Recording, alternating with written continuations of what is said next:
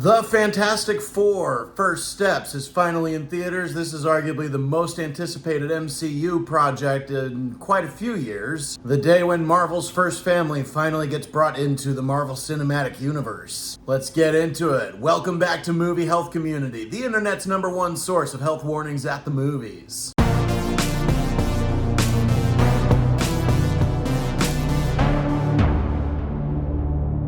I was a teenager when the first two Fantastic Four movies came out from 20th Century Fox, and they're okay.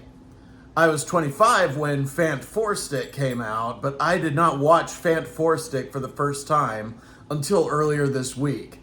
Every bad thing you've ever heard about that movie is true. It is awful. With all that, I find myself very aware of the fact that this is the third attempt at making a good Fantastic Four movie. Fourth if you count The Incredibles, which I would argue is the best Fantastic Four movie. But let's get to it. Is the Fantastic Four: First Steps safe for photosensitive audiences? The answer is that a good chunk of it is, but there are some caveats to this. The biggest strobe light risk that this movie has to do with cameras flashing. And there are several scenes where we cut to an environment where there's a lot of cameras flashing, and these cuts to these scenes happen without any warning, so it can get a little unpredictable on that front. These scenes are more mild than most scenes of that nature, but that is the biggest thing to be on the lookout for if you're photosensitive. There are scenes where they enter and exit a mode of impossibly fast travel, and in the moments where they're entering and exiting, let's compare it to Star Wars and call it hyperspace. Any moment that they are entering or exiting hyperspace, there are some very brief strobe effects. There is a fairly early scene with police lights that are off in the distance. There is an early scene with lightning. That one you actually do get a little bit of warning about. It's when the Fantastic Four have alerts go off on their watches at the same time and in unison check their watches.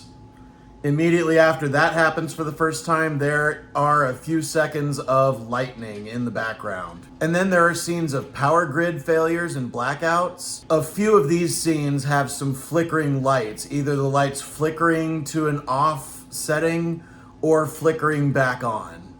That can create a bit of a strobe effect. But like I said, these effects do not take up a lot of screen time, and a lot of the best things that happen in this movie take place outside of these moments. So for flashing lights, we are going to give the Fantastic Four: First Steps a 6 out of 10. In terms of motion, there's a lot of flying that happens. A lot of that is at high speeds, including impossible speeds. And there are scenes overlooking a balcony in a skyscraper that give the illusion of quite extreme heights. And there's quite a bit of action at zero gravity during an extended portion of the movie where they go to space.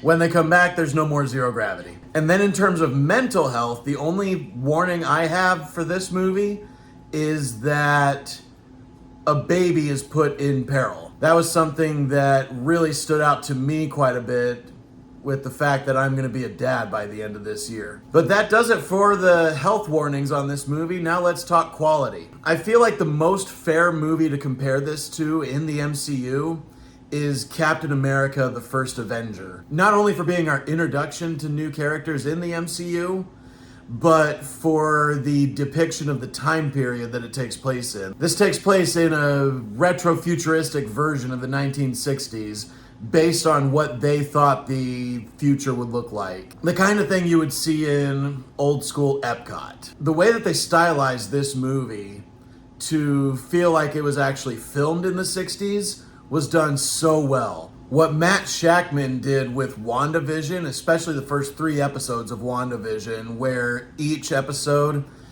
replicated the style of a decade of television, he has brought that very skill to this Fantastic Four movie. And that is honestly the best part of this movie. And it feels like there's more of that than there was in WandaVision, because once they revealed in WandaVision what's going on, it felt like generic MCU stuff again. This movie, some of the action may feel a little bit generic, but it remembers what's important about a good action movie, and that's that you care about the people involved and the stakes involved. And this movie definitely did that better than any other Fantastic Four movie yet. On a scale of boring as the Eternals to captivating and high stakes as Avengers Infinity War, is this movie any good? It's definitely a lot closer to being as good as Infinity War than as boring as Eternals. So this is definitely in the superior portion of the MCU. Not the best they've ever done, but far away from the worst. And it's all because they remembered what's important when making a movie like this. Stay through the credits. There are no strobe lights in any of the credit scenes. And in a very pleasant surprise, there were no strobe effects in the Marvel Studios logo because of the retro look they went with for the Marvel Studios logo. I am going to give the Fantastic Four First Steps a B+. Thank you so much to our readers on Tumblr and Facebook, and as always, an extra special thanks to our patrons over on our Patreon page whose names are scrolling on the screen like credits right now. As a reminder, nothing produced by Movie Health Community is medical advice, nor has any of it ever been reviewed by any medical professionals. Be sure to leave a like on this video, hit that subscribe button, hit the bell icon if you want to be notified when we post new videos, and leave a comment if you have anything to add to this discourse about the Fantastic Four First Steps, especially if you disagree with anything I've said. We love hearing from you. And as always, stay safe at the movies.